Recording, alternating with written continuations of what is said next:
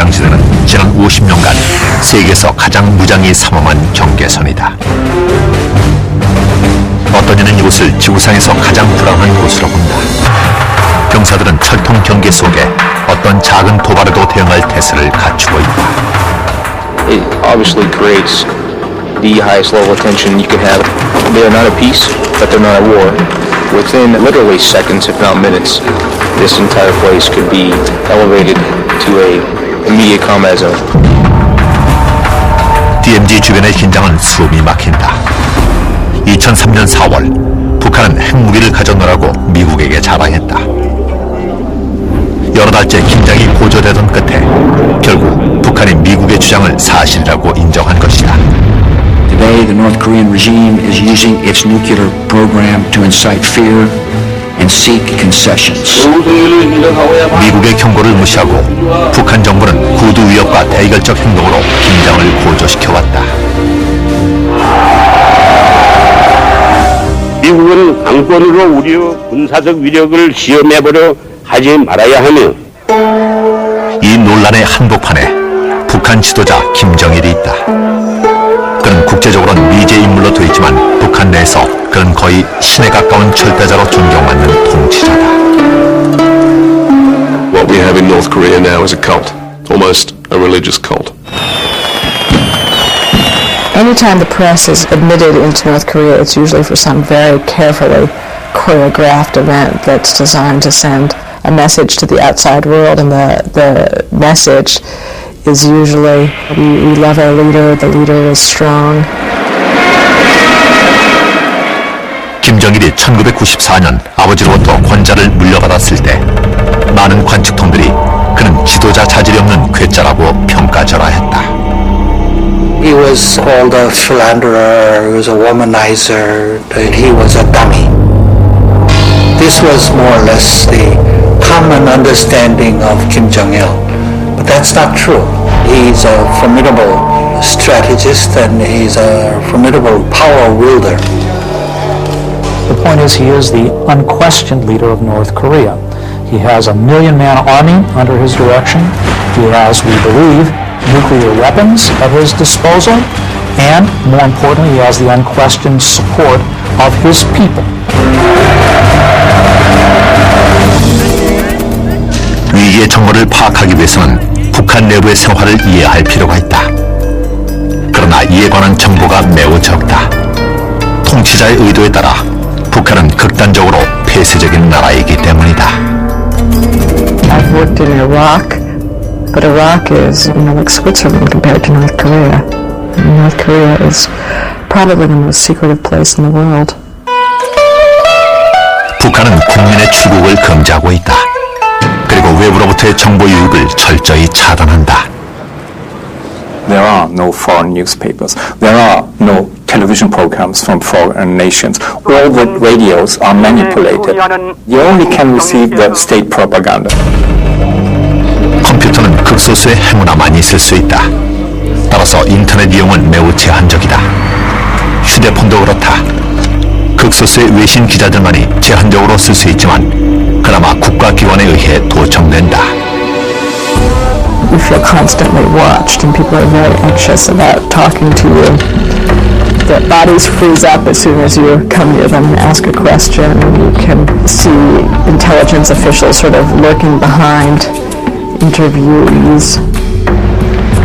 북한 당국이 애써 막아왔지만 최근 들어 북한의 내부 사정은 많이 노출됐다.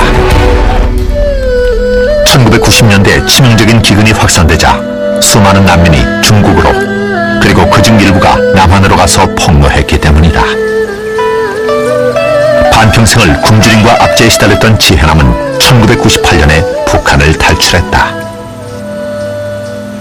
이북은 책임을 못 지고 그저 오늘 현재까지 그저 전쟁만 일으키려고 이런 것에 대해서 정말 같은 내가 이북에 내 선조의 무덤이 있는 내 자신이가 이북을 원망할 정도니까 얼마나 나도 이북에 대해서 한멸을 느꼈으면 내 이런 말을 하겠습니까? 지혜남은 북한 동부의 산업도시 함흥에서 가난 속에 자랐다.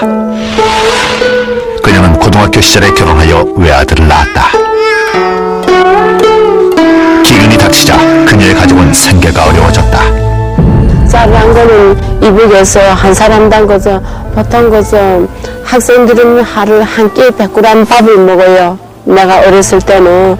그런데는 난 못 사는 집안에서 가서 200g 밥과 배를 못 채우고 그냥 그저 가정 살림에 결혼을 해가지고 남편을 데리고 살면서 남편과 아이를 먹여 살리자고 수혈소에 다녔어요.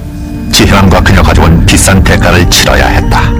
지금 생각하면 그 아들이 배고파서 막 그 어머니 가슴을 후비던 그거 생각하면 막 나도 그러니까 나는 이북의 식량 위기에 처했으니까 우리 부부간에 싸움을 했어요. 싸우면서 이혼했어요. 이혼하니까 남편이 아이를 데리고 다른 여자를 얻어 살았지요. 다른 여자를 얻어 살면서 아마 내 생각 같았으면 지혜남의 남편은 아들을 데리고 다른 도시로 갔다. 그것이 그녀 가족의 마지막이었다. 다른 여자를 얻어 살면서 아마 내 생각 같았으면 아이가 후덕만 돼서 얻어 못 먹고 후덕만도 어떻게 하겠습니까? 사회가 경제적 위기에 빠졌으니까 죽었다고 나는 생각됩니다. 지혜남의 이야기는 수백만 북한 주민의 고통을 반영한다. 오랜 역사를 자랑하는 극동의 이 나라가 왜 이렇게 불행해진 것일까? 그 해답은 탈북자들의 증언에서 그리고 지구상에서 가장 우여곡절이 많은 한반도의 역사에서 찾을 수 있다. 한국 최초의 국가는 BC 2333년에 건국됐다. 그 이후 오랜 세월 동안 한국은 문화가 발달하여 독특한 전통과 각종 예술과 문학 그리고 무엇보다도 독창적인 문자까지 만들어냈다. 그러나 지정학적 위치 때문에 한국은 나라 안팎의 내후외환을 겪었다. 한국 땅에 나라가 생긴 이래 수백 차례의 외침이 있었던 것이다. 그 마지막이 1904년의 일본의 침략인데 그때 한국은 일본의 식민지가 됐다. So the Japanese occupation of Korea can be characterized as a very brutal rule of the Korean people by the Japanese. 항일 의병들이 게릴라전을 펴며 저항했지만 한국은 2차 대전이 끝날 때까지 일본의 통치를 받았다. 1945년 일본이 항복하자 소련군이 북한 지역을 점령했다. 소련이 한반도 전체를 차지할 것을 두려워한 미국은 한반도를 남북으로 갈라 그 남쪽에 진주했다. The Korean Peninsula was divided along the 38th parallel. Stalin's Soviet Union occupied the top half and the Americans occupied the bottom half. 남쪽에 민주주의의 씨앗이 뿌려질 즈음 소련은 서둘러 북쪽을 공산주의 체제로 만들었다. 1948년 평양이 북한의 수도로 정해졌다. 2년 후 북한에서는 조선민주주의 인민공화국이 선포되고 초대 지도자로 36살의 김일성이 취임했다. 처음 그는 소련의 꼭두각시에 지나지 않았다. The Soviets essentially picked Kim Il-sung as the leader of the nation, and without their help, there's a very good possibility he would never have led North Korea. 김일성은 1912년 평양의 기독교 집안에서 태어났다. 가족이 만주로 이주한 후 김일성은 중국 학교를 다녔다. 그러나 그의 학업은 중학교 2학년 때 중단됐다. 그는 퇴학당했을 뿐만 아니라 공산당에 가입한 죄로 투옥되었다. 1930년에 석방된 그는 당시 한반도와 만주를 지배하던 일본에 대항하여 게릴라 부대에 들어갔다. 거기서 김일성은 강인하고도 잔인한 지휘관으로 성장했다. He couldn't trust anybody. Sometimes he had to get rid of some of the people. In that sense, he was very ruthless. I think some of the traits of this later on you'll see in North Korea in his political purges. 1941년 게릴라 부대가 만주에서 쫓겨나자 김일성은 소련군에 입대하여 5년을 지냈다. 그러던 중에 북한 지도자로 발탁된 것이다. He was a very shrewd politician and remained very skilled in being able to outmaneuver his adversaries in domestic politics. 북한을 확고하게 장악한 후 김일성은 남쪽을 넘보게 이른다. 1950년 6월 25일 북한은 남한을 침략했다. 목표는 김일성 지배하에 통일공산정부 수립이었다. 몇 달 후 중국이 30만 대군을 파병하여 북한을 도왔다. 전쟁 말기에는 그 수가 100만이 되었다. 한편 미국 주도하의 유엔도 전쟁에 개입하여 남한을 도왔다. 전쟁 결과 남북 모두가 철저히 파괴되었다. 전쟁 끝나고 나서 폐허지원 뭐 전부가 폭격에 맞아가지고 서울이 형편없었어요. 뭐 이제 더러 이제 군데 그렇게 됐죠. 그리고 그냥 이렇게 집 이렇게 기둥만 남은 데도 많았고.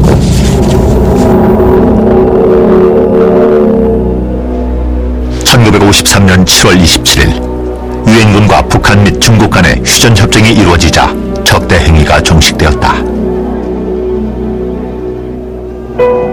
휴전협정은 기본적으로 휴전선을 기준으로 남과 북의 경계를 이루었다.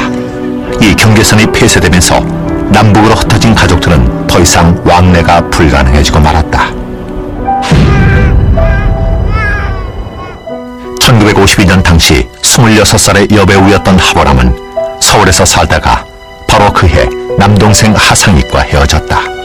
얘가 뭘 살아나간다고 이름이 나가가지고는 소식이 없는 거예요. 이 소식이 없어서 그냥 굉장히 그냥 찾아다녔죠.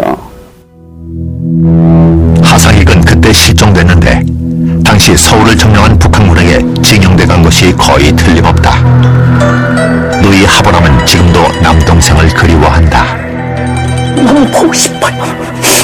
너무 보고 싶어.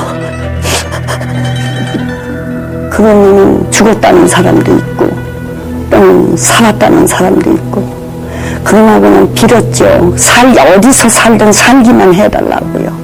우리 어머니가 한이 맺혀서 돌아가셨어요. 우리 어머니가 얘 못 봐가지고 우리 어머니가. 그리고 첫째 안타까운 것은 남자가 하나예요. 우리 집안에 우리 친정 쪽으로 우리 이 아버지 쪽으로요. 그거 남자가 하나이기 때문에 집안이 완전히 없어져 버렸죠. 저희는 전부 시집가고. 북한 시민 가운데에는 하상익처럼 온데간데 없이 사라진 사람들이 많다. 자신이 신이라고 생각하는 북한 지도자의 지시에 의해 비밀리에 숙청됐기 때문이다. 한국전이 끝난 후 공산당 내 한 분파가 김일성을 축출하려고 한 사건이 있었다. 그러나 게릴라 시절 적을 다루듯이 그는 이 일파를 처형하고 투옥하고 유배시켜버렸다. In July 1953, he brings these 12 conspirators to a military court and he tried them and sentenced 10 of them to death. 그러나 김일성이 당면한 문제는 정정만이 아니었다. 한국전은 북한을 초토화시켜 사실상 아무것도 남은 게 없었다. Eyewitness reports from the time say that there was barely a village standing. Pyongyang had been leveled. There wasn't much remaining of the infrastructure, as you can imagine. 김일성은 재건 계획을 수립했다. 그 후 중국과 소련의 도움으로 북한 경제가 급속하게 호전되기 시작했다. They were coming from such a low base that their economy was humming along once they had the infrastructure up and running. 1960년대 중반 김일성의 정치 철학이 완성되었다. 그것은 자립을 뜻하는 주체 사상이었다. 오늘날 주체 사상은 북한의 정신적 길잡이가 되고 있다. 모든 나 생활에서 내 운명을 내가 책임지고 모든 것을 내가 개척해 나가야 된다는 그런 논리적인 걸로 기본으로 해서 그렇게 하고 주체 의식 간섭 없이 그러나 주체 사상은 민족주의를 고취하여 시민을 동원하는 수단으로 쓰였다. He crystallized this Juche idea of being politically self-reliant and economically self-sustaining and militarily self-supporting, self-defending. 주체 사상에 따르면 북한은 선택받은 나라로서 위대한 지도자가 다스리게 돼 있다. 저희가 배울 때는 주체 사상이라는 거는 이 세상의 모든 주인은 사람이라는 거. 그러니까 그 사람의 중심은 김일성이가 중심이다. 결론적으로 주체 사상은 북한의 종교가 되었다. 기독교 가정에서 성장한 김일성이 신이 된 것이다. 어렸을 때부터 틀이 잡힌 교육을 받았습니다.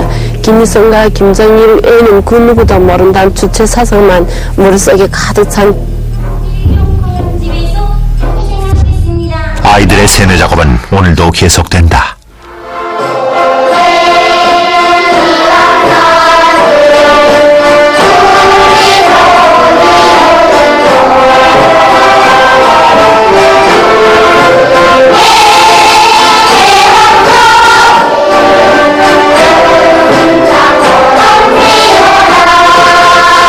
It's hard to provide a description of how Kim Il-sung was able to establish himself as the unchallenged leader of the Korean people with the people's support in terms that would be understandable to individuals in the West.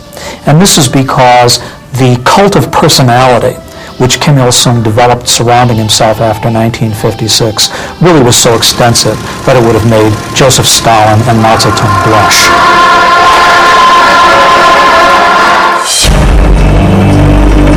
평양은 북한의 경제 성장을 보여주는 증거다.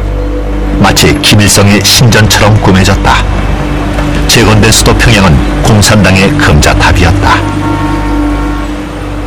그 사람들이 평양을 가지고 공산체제를 지상락을 선전하는 거에 세계에 되고, 그리고 지배하면 살려는 못하게 하고. 김일성을 기리는 수천 개의 벽화와 기념비가 세워졌다. 김일성 기념품은 언제나 구할 수 있다. 그러나 평양으로의 접근은 선택받은 극소수의 특권이다. 지금도 북한 주민이 평양에 들어가려면 정부의 허가를 받아야 한다. 그리고 평양 시민이 되는 거는 누가 될 수가 없거든요. 그러니까 조금만 잘못해도 지방으로 추방시키고. 절대 다수의 북한 주민들은 시골 마을이나 지방 소도시에 분산돼 있다. 이것이 특권층과 빈곤층의 차이다. The rest of the country is entirely regimented. You have to work where they tell you to work. You have to live where you're assigned to live. You can't travel. There's no freedom of speech. There's no freedom of assembly. 또한 종교적 의사표시는 인정되지 않는다. 해방을 되고 있을 때는 종교들이 많았습니다. 불교, 그다음에 천주교가 있었는데 그거를 말단 다 없애버리고, 그래서 또 김일성 연구실 이런 게 많은, 각 구마다 김일성 사상 연구실, 무슨 김정일 사상 연구실, 각 구마다 답사 해도 그런 것만 많이 생겨나지 종교랑 일체 없습니다. 북한 주민은 지도자 찬양하기와 동시에 두 가지 적을 증오하도록 교육받는다. 세계에 대한 건 의식도 못하고 오직 김일성, 김정일 이런 사상을 경험하다 나니까 모르죠. 그래서 미국이 나쁘고 한국이 나쁘고 이런 소리만 하다가 우리도 그때만 나쁜 줄 알았지. 1960년대부터는 선전 영화를 통해 어린이들을 학습시켜왔다.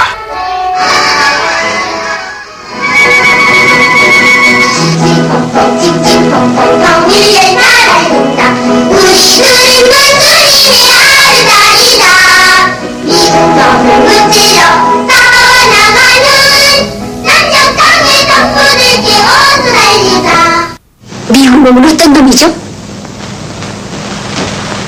미국 놈은 있는 것입니다. 우리가 나쁜 성향입니다. 오라요. 그렇기 때문에 우리들은 그 승냥이 같은 미국 놈을 꼭 거꾸로 들여야 합니다. If you talk to a North Korean, they can tell you how basically everything in Korean history, going way back when, is the fault of the United States. The view of the Korean War from the standpoint of the North Koreans is that it was started by the United States. 1960년대 김일성은 미국과 남한에 대한 혐오의 표시로 대규모 군사력을 과시했다. 그는 군사력 강화 수단의 하나로 핵무기 개발을 시작했다. 1965년에 소련이 북한에 원자로를 주자 미국은 이를 주시하기 시작했다. The North Korean government, in my judgment, began its nuclear program for a very simple reason. It has to do with the North Korean determination to provide for its own self-defense. It developed its nuclear program as a central feature of the ideology of Juche and self-reliance. 하지만 주체 사상은 개개인에게는 적용되지 않는다. 특히 북한 전역의 수용소에 갇힌 수십만 주민에겐 해당이 없다.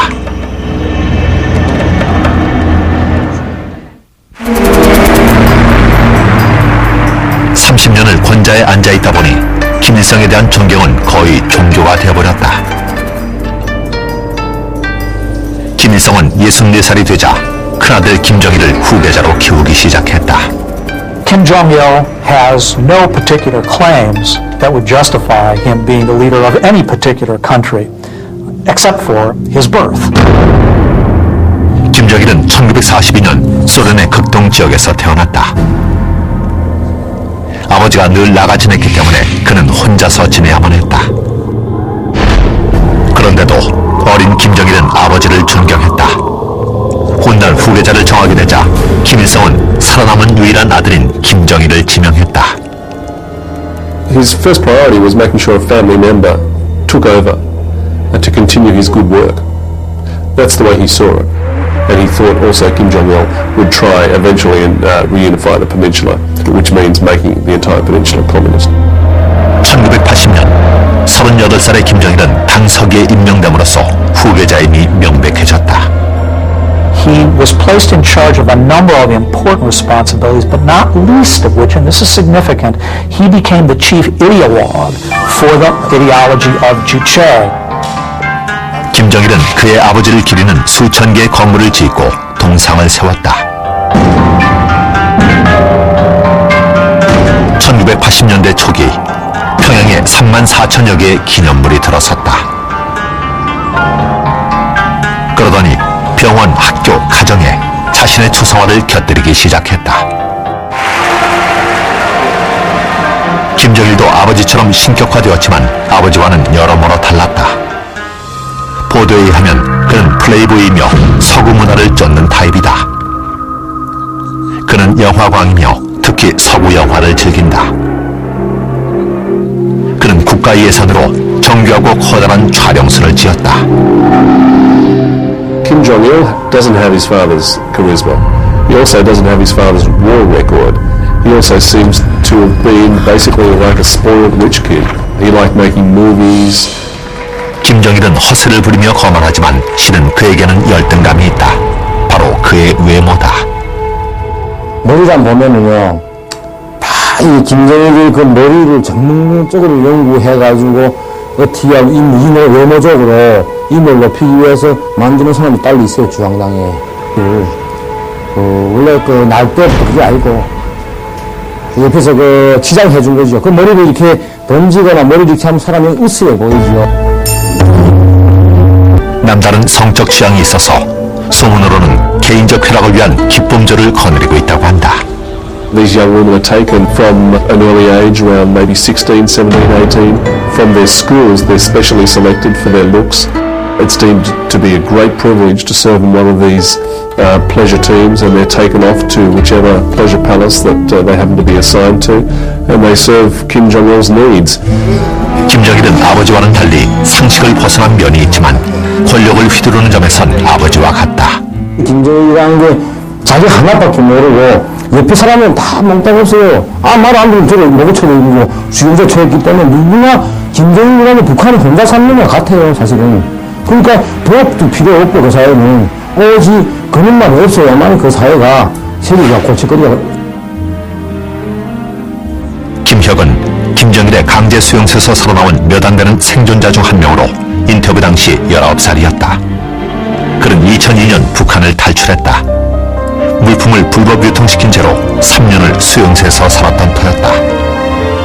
그는 공포스러운 북한의 감옥과 수용소 생활을 생생하게 그림으로 묘사한다. 속에는 완전 불같은 그런 상처가 있는데 그 상태를 자기 혼자만 끌어안고 있으면 또 어딘가 모르게 많이 힘들어지고 북한이 뭐 이렇게 살았다 이런 드러난 얘기들을 뭐 실제 말하는 것보다 또 그림으로 보여주게 되면 또 현실감을 느낄 수 있지 않은가 해가지고 그런가요? 그림을 그리다 보면 내가 예전에 살아온 그때 힘들던 그때가 막 머리에 떠오르거든요. 그의 증언은 다른 탈북자나 인권운동가들에 의해 재확인되고 있다. 그들은 한결같이 비밀리에 운영되는 수용소 시스템의 악몽을 폭로한다. 27% from the whole territory of North Korea are off limits for all the foreigners. All the UN organizations are not allowed to go to all these areas, and these are exactly those areas where all the concentration camps are located. 최근에 찍은 극소수의 위성 사진을 제외하면 이들 감옥의 존재는 발견된 적이 없다. 그러나 북한의 인권 유린은 이미 1950년대부터 행해진 일이다. There are basically two different systems of detention. The first is the Kwanli-So, which are purely political prisons, and the second is called the Kyu-Hwa-So, in which you have people who have committed criminal offenses, or what would be criminal offenses in a normal society. But you also have people who have been charged with what would not be offenses in a normal society. 범죄자의 대상은 노인이건 젊은이건 남자건 여자건 가리지 않는다. 1993년 지혜남은 이혼의 고통을 겪는 도중에 체포되었다. 그녀는 북한 여호에 나오는 남한 노래를 배웠는데 바로 그 남한 노래를 부른 게 죄였다. 내 마음을 달래주느라고 동물집에 나를 초청했어요. 초청해서 거기서 제가 너무나도 그 마음이 안타까운 나머지 노래를 불렀는데 남한 노래를 홍대야 울지 말란 노래를 불렀어요. 내 운명이나 비슷하고 마음의 심리적 고통과 은은하게 일치되는 그런 게 있어서 내가 그 노래를 그 동무들 앞에서 밤에 불렀어요. 울면서리. 거기서 춤도 췄어요. 근데 이게 인민반에서 안전부에 신고됐습니다.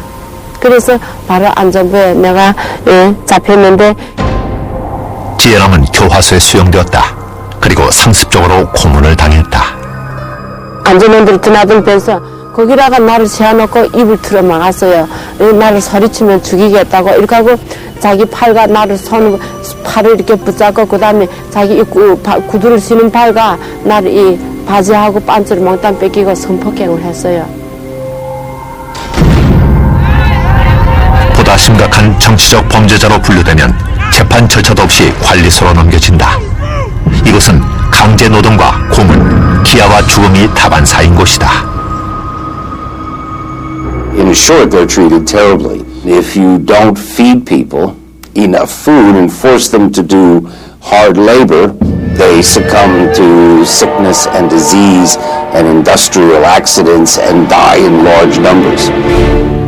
안철은 22호 수용소라는 대표적인 관리소의 경비원이었는데 1994년 그의 아버지가 반김정일 분자로 낙인 찍히자 북한을 탈출했다. 하지만 경비원 시절 그 자신도 수감자들을 학대하기 일쑤였다. 내가 때려도 그게 잘못된 거라고 생각을 안 하고 그걸 당연하다는 거를 생각을 했고 그리고 그렇게 해야지만 내가 하는 일이 잘하는 일이다 이렇게 생각한 거예요. 지휘관들이 인간으로 보지 말고 사람으로 보지 말고 개돼지처럼 짐승처럼 보라 이런 교육을 받았어요. 연좌제에 걸리면 시민들은 영락없이 감옥에 가야 한다. Not only the individual person who has run afoul of the government for whatever reason, but that person's family, children, grandchildren, are also imprisoned for life in these penal labor colonies. 강제 노동을 하지 않는 수감자들은 한 번에 몇 시간씩 무릎을 꿇고 앉아 체벌을 받는다. 30분, 1시간 정도밖에 못 쉬거든요. 휴식 시간이라 하게 되면 하루에 아침 7시부터 시작해서요. 저녁 9시까지. 네. 그게 규정이거든요. 온 하루 동안은 계속 앉아 있어야 되고 배급 잘 주지 이 않지. 부부는 북한에 남아있는 친척들이 불이익을 받는다며 신원을 밝히기를 거절했다. 그들은 불법적으로 해외여행을 한 죄로 체포되었다. 다 사람이 다 죽게 돼서 있거나 새벽 4시부터 이렇게 무릎 딱 이렇게 하고 딱 앉혀놨는데 내 같은 경우에는 파라티푸스 걸려서 어제는 보름 동안 먹지 못했지. 어제는 열이 제일 세게 나서 막 정신나 기가 못 들지. 눈 못 보지. 그다음에 죽자고만 햇소리 막 치는데도 그냥 그게 안 채나요. 급식이 너무나 형편없어 수감자들은 굶주림을 해결하기 위해 사력을 다한다. 수용소가 이제 산골 지방이기 때문에 이런 쥐도 많고 이런 여러 가지 좀 주워 먹을 게 있어요. 그러니까 그 덕분에 사람들이 많이 살아가는 거죠. 그러니까 제일 영양 보충 많이 하는 동물의 쥐인데 그 고문받다 죽는 사람도 있고 굶어 죽어서 있는 사람도 있고 뭐 얼어 죽은 사람도 있고 그리고 뭐 만화에 사고로 해서 죽는 사람 많고 그러니까 수용소 그 주변 야산에 이렇게 보면 그 공동묘지 말고 가서 이제 그냥 갖다가 묻어버리거든요. 이렇게 이런 거 안 하고 평토를 해버리는데 그 주변 가게 되면 이제 그 무덤들이 쫙 있어요. 그러니까 죽는다고 해서 그 눈 하나 깜짝을 안 해요. 수용소에서는. 정치범들이 수용소에서 죽어가는 사이 수용소 밖에서도 죽음의 고통이 북한 주민들을 목조르고 있다.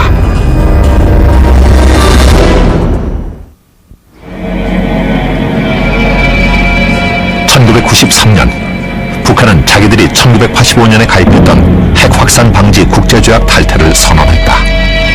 그리고는 영변에 있는 원자로에 쓰고 난 핵연료를 빼돌렸다. 이것은 핵무기의 원료 물질이므로 미국은 우려 속에 주시했다. 이듬해 미국의 전 대통령 지미 카터가 평양을 방문하여 김일성과 회담을 가진 후 협상이 이루어졌다. North Korea has assured us it will not reload its 5-megawatt reactor with new fuel. 북한은 핵 프로그램을 동결하기로 했고 그 대신 미국은 북한에게 핵무기 원료급 플루토늄이 나오지 않는 원자로인 경수로 2개를 건설해주기로 약속했다. It was called the Agreed Framework, and that was viewed at the time as a very important step forward and a sign that North Korea was prepared to open up. 카터가 북한을 방문한 지 3주 후에 김일성은 갑작스럽게 심장마비로 죽었다. 당시 82살이었다. 조선민주공화국 주석이신 위대한 수령 김일성 동지께서 1994년 7월 8일 2시에 급병으로 소요하셨다는 것을 가장 비통한 심정으로 온 나라 전체 인민들에게 알린다. When he died in 94, there was mass grieving in North Korea, and if you go back and look at the tapes now, you can see that a lot of that is very genuine. They really are real tears. So they did love the man, and they viewed him as their salvation. 숙청과 수많은 주민들에 대한 인권 유린에도 불구하고 세계 지도자 중 김일성처럼 우상으로 떠받들린 자는 없을 것이다. For many years, individuals diminished the skills of Kim Il-sung, but he was a survivor. He ultimately, of course, created, as I've said, a cult of personality which really was beyond exaggeration in terms of its power on the North Korean people.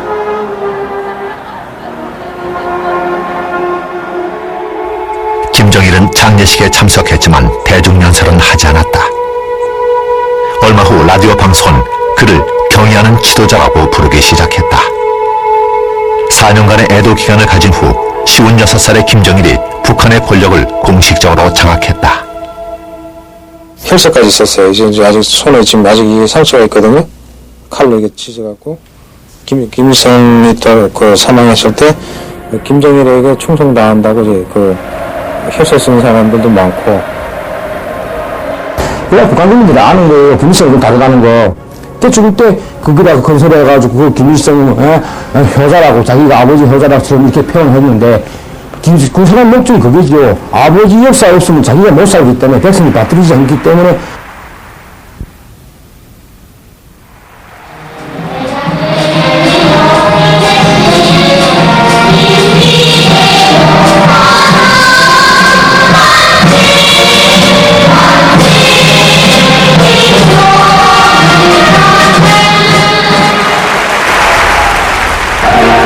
He, I think, inherited from his father genetically the same sort of political savvy which Kim Il-sung had, which allowed him not only to consolidate but to maintain his power. And in many respects, Kim Jong-il, father like son, is building upon those same skills that he learned from his father. 그러나 김정일은 곤두박질치는 경제도 물려받았다. 북한의 경제 붕괴는 사회 간접 자본 확충에 써야 할 돈을 군사비에 퍼부은 결과였고, 또한 1991년 소련의 붕괴 때문이기도 했다. 소련이 그러니까 망하기 전에 그러니까 소련이 원조를 쓰기 받아나니까 소련에서 한 60%가 식량품, 그다음 모든 게 기름을 그렇게 쓰기 지원하다니까 소련 때문에 쓰기 좀 살았는데 소련이 완전 사실 붕괴되고 그다음 이 원조가 없었거든요. 그다음부터 완전히 경제적으로 완전 타가가며 내려가면서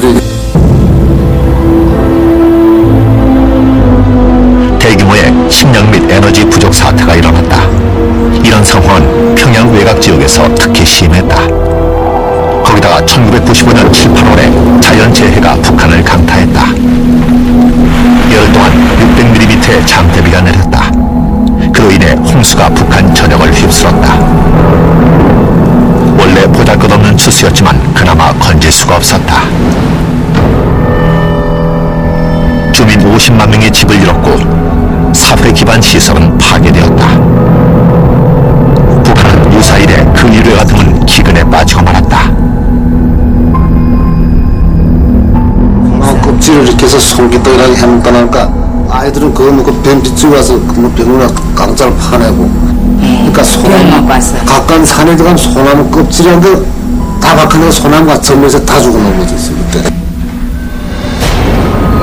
수도 바깥 도시와 농촌에서 수십만 명이 아사했다. 1995년엔 식량과 에너지 기근이 평양에까지 닥쳐왔다. 권력층도 고통을 겪게 된 것이다. 그때 당시 평양 가니까 그때 당시는 북한 인민들이 다 배고 앉고 그래서 다 곤란할 때예요.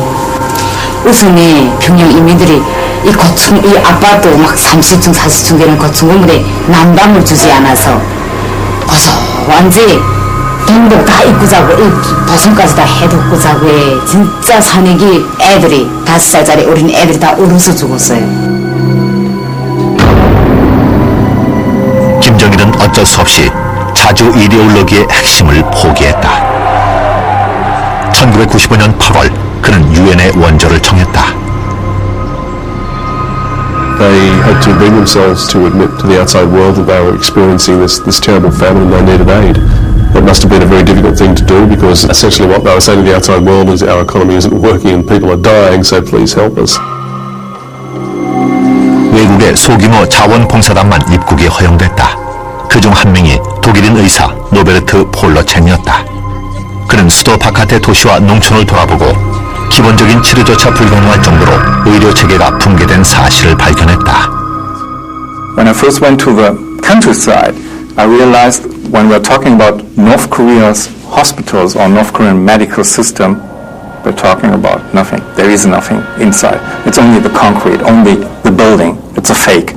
There's no hospital. There's no energy. There's no heating system. There's no running water. There's no soap. There are no blankets. There are no beds. There is nothing for the patients inside. And there was only the possibility maybe to release some pain or to help them to die because I was too late. I saw them virtually dying under my hands. 인도주의적 원조만으로 북한 주민들을 구하기에는 태부적이었다. 1995년 지혜남이 2년간의 옥고를 치르고 석방되었다.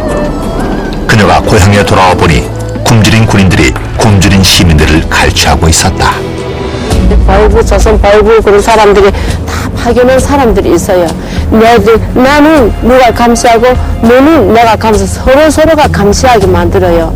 그러니까 조금마도 배고파서 죽겠다 쌀이나 언제 주나. 그래서 이렇게 하면 이게 벌써 당에 대한 비난, 남 모르게 밤에 자는 것도 붙잡아갔어. 그래서 어둠에 자취를 감추고 정치범 수경서나 그런 데 보냈죠. 1999년에 추산해보니 아사자가 300만 명에 달했다. 북한 인구 2100만 가운데 거의 15%가 죽은 것이다. They are normal children in North Korean children's hospital. Look at the faces. They do not have any hope anymore, no future, no goal. They are depressed, they are full of fear, and they can't smile anymore. They can't laugh anymore. 식량을 구하기 위해 죽음을 무릅쓰고 많은 주민이 달아났다. 남한으로 가는 국경은 경비가 너무 삼엄해 대부분의 탈북은 두만강을 경유한 중국으로의 탈출이다. They can swim across the river, they can walk across the river if it's frozen. They risk being shot or arrested.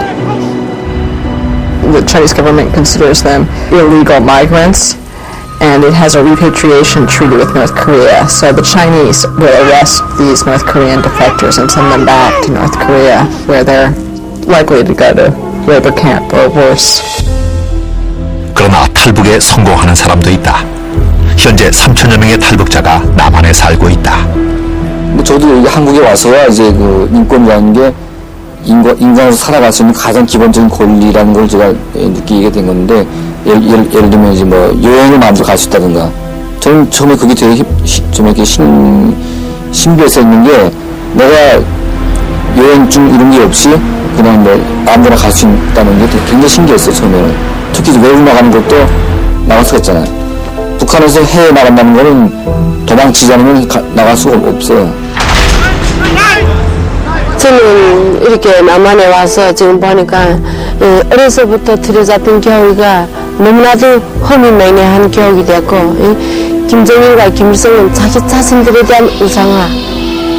그러나 김정일과 김일성은 말로만 자기네가 마치 나고 인민을 생각하는 것처럼 이렇게 하지만 결과가 어떻게 됐습니까? 사람들 다 굶어 죽고 잡아먹고.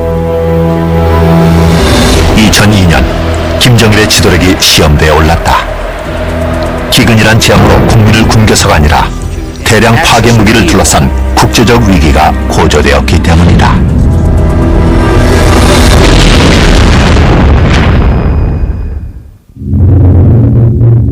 북한에서 삶의 고통은 지금도 계속된다. 인도주의에 입각한 국제원조로 식량 부족을 덜었지만 북한은 문자 그대로 어둠 속에 살고 있다. Energy is North Korea's biggest problem right now. 이 야간 위성 사진이 문제를 말해준다. 한가운데 보이는 어두운 부분이 북한 지역이다. 주변의 남한과 중국의 밝은 빛이 북한을 더 어두워 보이게 한다. There's a massive shortage of gasoline and heating oil. They simply don't have the capital to buy gasoline.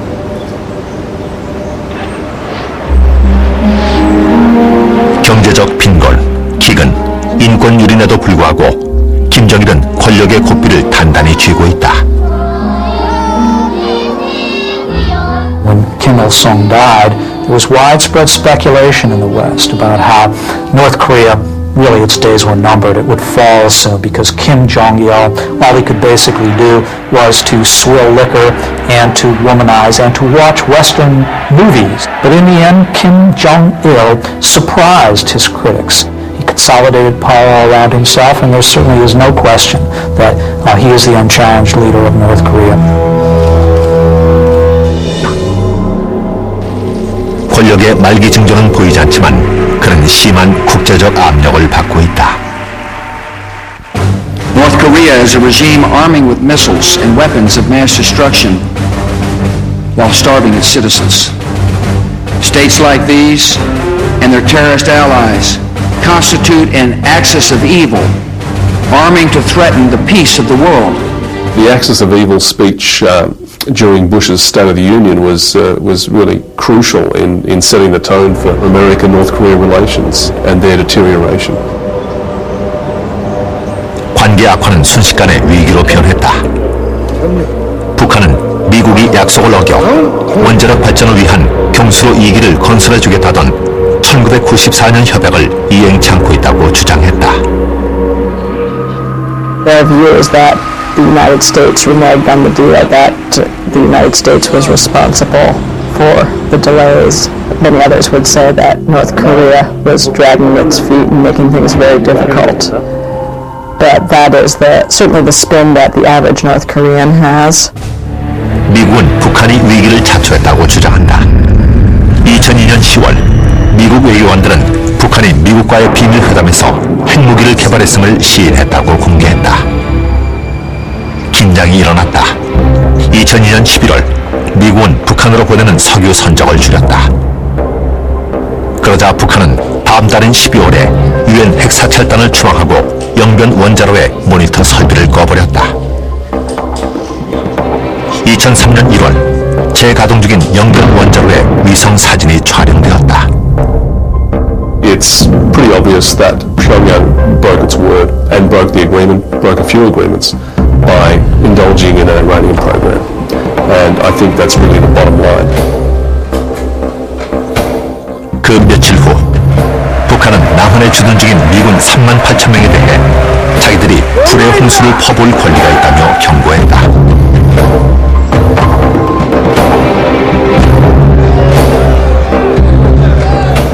남한에서는 이런 북한을 어떻게 다뤄야 하느냐를 놓고 세대 간의 의견 차이가 벌어졌다.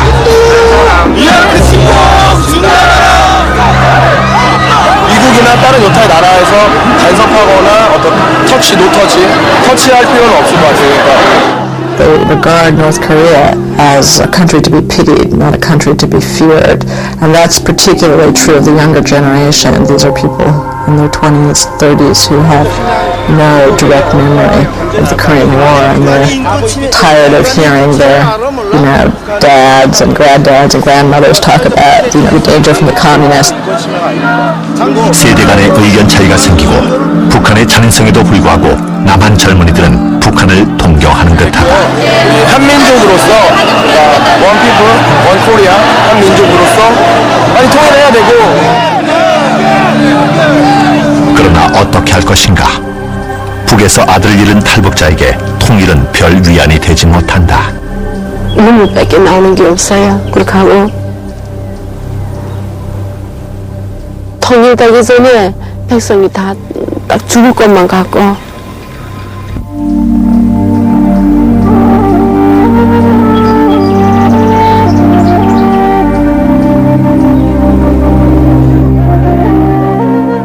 남한의 햇볕 정책으로 1998년 남북 간의 긴장 완화 협약이 맺어졌다. 그 결실의 하나로 현재 소규모의 상봉단이 DMZ를 넘어 남북을 오가며 50년 동안 갈라져 있던 이산 가족의 상봉이 이루어지고 있다. 한국전의 혼란 속에 하보람 씨는 남동생 하상익과 헤어졌다.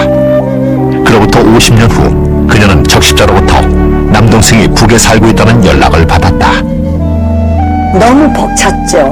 너무 벅차고 처음엔 어리벙벙해지더라고요. 그러더니 그냥 나중에는 그냥 한참 있다가 눈물이 나오더라고요. 얼른 눈물이 안 나오고 살았어 하고 그냥. 그리고 그냥 막 사방에다 전화했죠.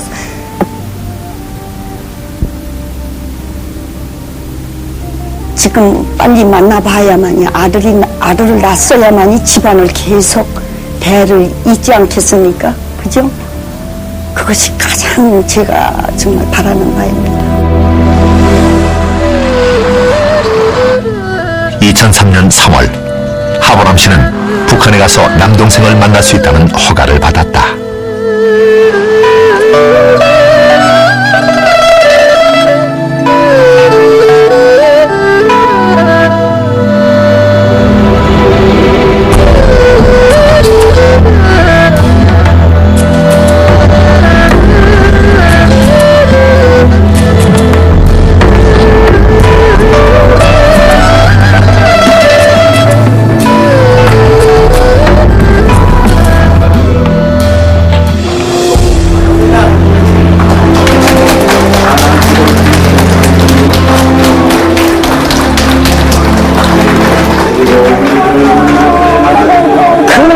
모르겠어요. 아무리 늙었어도 전 자신 있어요. 눈이 나하고 똑같거든. 코도 똑같고. 모습은 어머니 모습이.